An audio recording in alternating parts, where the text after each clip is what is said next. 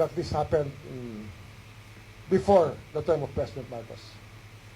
Some of them, at least, one picture that showed, that was used in the affidavit, would show us that it was done during the time of Lord Velasco as Speaker of the House. At least just one of them. I'm not talking about the others, but there was one picture there that was put in the affidavit that was actually taken before we assumed office. Something happening before 2022. I just received an intelligence report, and it seems to be very reliable. Yan mga magnanakaw.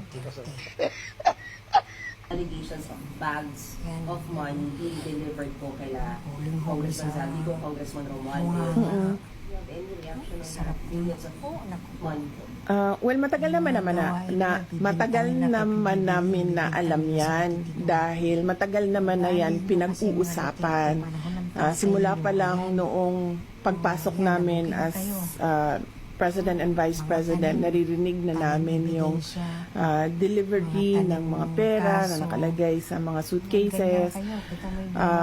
Pero ngayon lang siya lumabas in public dahil merong witness na nagsabi na siya mismo ang nagdadala nung mga suitcases na yun. Hindi siya odd for Martin Romualdez because he was already involved in heavy luggages